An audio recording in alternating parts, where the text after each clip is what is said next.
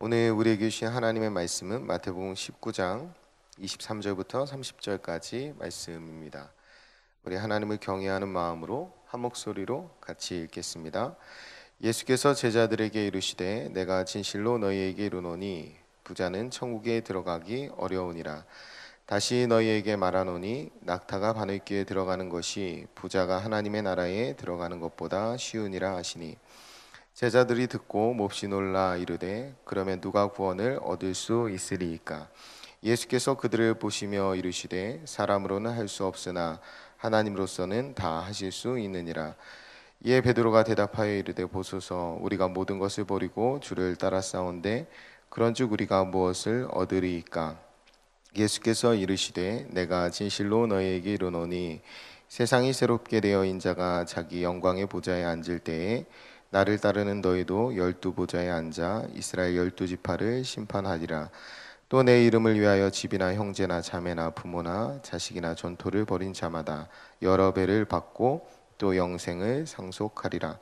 그러나 먼저 된 자로서 나중되고 나중된 자로서 먼저 될 자가 많으니라. 아멘.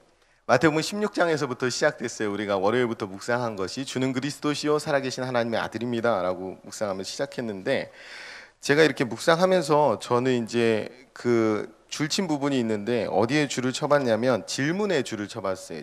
베드로와 제자들 그 질문이 몇 군데 나와요. 그 17장 19절에 가면 이때 제자들이 조용히 예수께 나와 이르되 우리는 어찌하여 쫓아내지 못하였나이까? 라고 묻습니다. 예수님은 되는데 우리는 왜 안 됩니까? 라는 질문이에요. 또 지나가면 18장 1절에 그때 제자들이 예수께 나와 이르시되 천국에는 누가 크니까? 라고 묻습니다. 천국에 어떤 사람이 큽니까? 큰 사람이 되고 싶다라는 질문이죠. 18장 21절에 가면 그때 베드로가 나와 이르되 주여 형제가 내게 죄를 범하면 몇 번이나 용서하여 주리이까?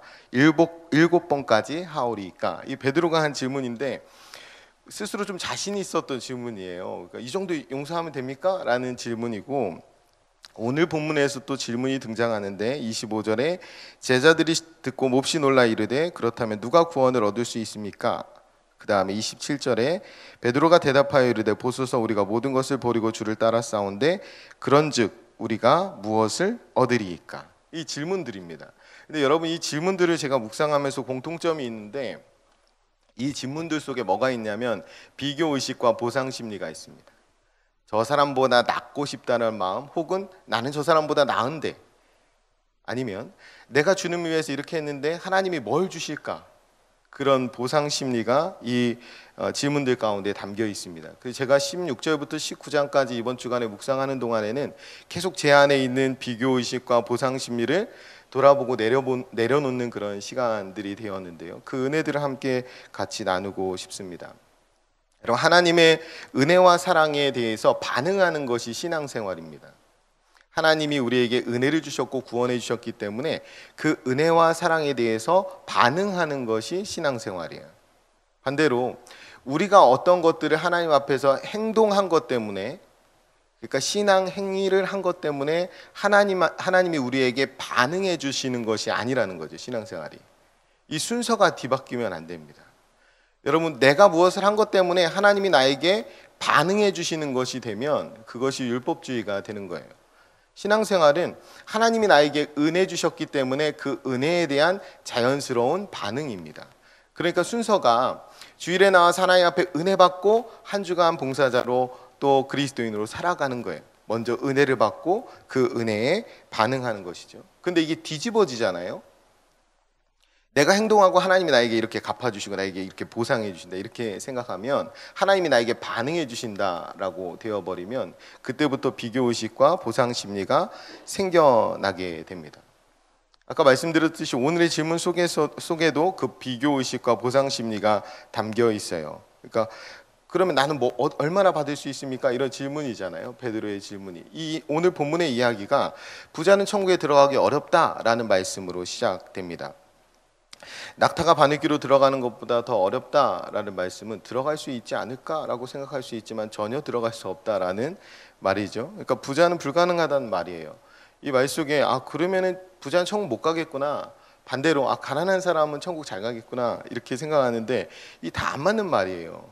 여기에서 말씀에서 26절에 사람으로는 할 수 없으나 하나님으로서는 다 할 수 있느니라 라고 되어 있죠. 그러니까 우리가 천국에 들어가는 것은 돈이 많고 적음으로 되는 것이 아니라 하나님의 은혜로 들어가는 거라는 거죠. 우리의 공로가 아니라, 우리의 행위가 아니라 하나님의 은혜로 들어가는 것, 그것이 천국이라는 것입니다. 그런데 돈이 많으면 좀 어렵긴 해요. 왜냐하면 의지할 것이 많으니까, 그리고 어린아이와 같지 않으니까, 스스로 비천하고 무가치하고 무능하다고 생각하지 않으니까, 스스로 하나님이 없으면 살 수 없는 죄인이라고 고백하지 않으니까, 그래서 부자는 천국에 가기 더 어려운 것입니다. 이 부자 청년 이야기에서부터 베드로의 질문이 시작되는 거예요. 예수님께서 부자 청년에게 뭘 요구하셨습니까? 이 말씀에서 보면 21절인데 예수께서 이르시되 내가 온전하고다 알진대 가서 내 소유를 팔아 가난한 자들에게 주라. 그러면 하늘에서 보화가 내게 있으리니 그리고 와서 나를 따르라 하시니 그 청년이 재물이 많음으로 이 말씀을 듣고 근심하며 가니라. 아멘. 이제 박스를 친 건 재물이 많음으로 이렇게 박스를 쳐봤어요. 네모를. 여기에서 가난한 사람에게 다 주라라는 말은 어떤 말과 비슷하냐면 마태복음 18장 10절에 삼가 이 작은 자 중에 하나도 업신여기지 말라라는 말과 비슷한 의미가 있습니다. 뭐냐면 어린아이와 같지 않으면 천국에 못 간다고 그랬죠. 스스로 비천한 자, 낮은 자, 작은 자였음을 고백하고 그 자리에서 구원해 주신 하나님의 은혜와 긍휼을 입었기 때문에 그 작은 자, 약한 자에게 마음이 가는 것, 나에게 부어주신 그 하나님의 긍휼의 마음을 깨달았기 때문에 그 긍휼의 마음을 갖고 살아가는 것, 그래서 작은 자 하나도 업신여기지 않은 것, 그래서 내 소유를 팔아서 가난한 자에게 줄 수 있는 것, 이것이 은혜 받은 사람의 마음입니다. 그런데 부자는 그게 안 됐어요. 부자 청년은 재물이 많아서 하나님을 의지하지 않고 하나님이신 은혜가 크고 하나님이 나에게 오신 하나님이 내 전부인 것이 아니라 내 손에 쥐어진 재물이 전부였기 때문에 이것을 할 수 없었다라는 것입니다. 그런데 그렇게 돌아간 청년을 보면서 베드로가 이상한 생각을 한다는 거예요. 보소서 우리가 모든 것을 버리고 주를 따라 싸운데 그런즉 우리가 무엇을 얻으리까? 이렇게 질문합니다. 이게 앞에서 한 말씀 때문에 뭐냐면 부자 청년에게 다 버리고 따르면 뭐라고 했어요? 다 버리고 가난한 자들에게 팔아주라. 그러면 하늘의 보화가 내게 있으리라. 그러니까 앞에 버리고 따르라는 말을 주의 깊게 들었어야 되는데 베드로는 하늘의 보화가 내게 있으리라 이 말만 들은 거예요. 그 말에 꽂힌 거죠. 그래서 베드로는 바로 질문하는 거예요. 내가 받을 하늘의 보화가 뭡니까? 라고 묻는 거죠. 나는 이 부자 청년하고 다르게 주님 앞에서 다 버리고 따랐는데 그러면 그 다 버리고 따른 내가 받을 그 보화가 도대체 뭡니까? 라고 묻는 겁니다. 여기에서는 말씀에서 하늘에서 보화라고 하잖아요. 하늘에서 보화가 하늘에서 내려주시는 보화를 말합니까? 하늘에 가서 받는 보화를 말합니까? 그러니까 하늘에서 내려주시는 보화는 땅에서 받는 보화고 하늘에서 주시는 보화는 하늘에 갔을 때 받는 보화잖아요. 뭐 그게 어떤 것이든 둘 다 차이는 없겠지만 우리가 받는데 차등이 없다는 말입니다. 그런데 베드로가 기대한 것은 이 땅 가운데 받는 보화예요. 이 땅에서 내가 더 많이 받겠지라고 생각하는 겁니다. 제가 묵상하면서 제가 세모를 친 부분이 있어요. 뭐냐면 16절에 보면 영생, 17절에 보면 생명. 이 영생 생명은 뭐냐면 부자 청년이 와서 얻고자 한 거예요. 두 번째로 부자가 들어가기 어려운 곳에 대해서 23절에는 천국, 24절에는 하나님의 나라, 25절에는 구원, 그리고 제자들에게 약속된 보상 29절에는 영생. 이 세모를 다 쳐봤어요. 그럼 영생, 생명, 천국, 하나님의 나라, 구원, 영생. 이 말씀 속에 세속적인 개념이 하나도 없다라는 거예요. 그런데 이 베드로와 제자들은 세상적인 보상을 기대하는 겁니다. 교회가 세속화되는 것은 이런 것 때문이에요. 우리가 하나님의 나라의 가치를 두고 하나님 원하는 삶을 사는 것이 아니라 하나님을 이 땅으로 끌어내려서 내가 원하는 삶을 하나님 앞에 강요하는 겁니다. 그렇게 하나님 반응해 주시길 원하는 거예요. 제자들이 그랬다는 겁니다. 여러분 생각해 보세요. 베드로가 나 다 버렸는데 하나님 다시 땅에서 나한테 주는 게 뭡니까? 라고 물으면 내가 다 버리고 다시 다 받겠다는 거잖아요. 그러니까 재물이 많아서 근심하고 돌아간 부자하고 무슨 차이가 있습니까? 여러분이 만약에 이 땅 가운데 신앙생활을 하는데 여러분의 신앙생활이 세속적인 것에 매여 있어서 땅에 그저 재물 몇 푼을 더 받기 원하는 것이고 세상에서 조금 더 성공하고 세상에서 조금 더 잘 되고 세상에서 조금 더 잘 먹고 잘 사는 것에 매여 있다면 우리가 근심하고 떠난 부자 청년하고 뭐가 달라요? 차이가 없습니다. 그런데 차이가 있다라고 착각하면서 살아가는 거예요. 여러분, 구약에서는 부가 축복으로 나와요. 그 축복의 상징입니다. 부유함이. 그런데 신약에 오면 복이 뭡니까? 복은 예수 그리스도예요. 복음은 예수 그리스도에 대한 복된 소식입니다. 그러니까 예수 그리스도 외엔 다른 복이 없다라는 것을 깨달은 사람이 그리스도인이에요. 구원받은 하나님의 사람입니다. 예수 그리스도 외에 다른 복이 없다고 깨달았기 때문에 이것을 믿는 사람만, 이것을 믿을 수 있는 사람만 모든 것을 버리고 예수 그리스도를 따를 수 있는 거예요. 여러분, 로마서 3장 21절 22절에 이렇게 되어 있습니다. 이제는 율법에 하나님의 한 의가 나타났으니 율법과 선지자들에게 증거를 받은 것이라. 곧 예수 그리스도를 믿음으로 말미암아 모든 믿는 자에게 미치는 하나님의 의인이 차별이 없느니라. 아멘. 로마서 10장 11절에서 13절에 이렇게 기록되어 있습니다. 성경이 이르시되 누구든지 그를 믿는 자는 부끄러움을 당하지 아니하리라 하니 유대인이나 헬라인이나 차별이 없음이라. 한 분이신 주께서 모든 사람의 주가 되사 그를 부르는 모든 사람에게 부요하시도다. 누구든지 주의 이름을 부르는 자는 구원을 받으리라.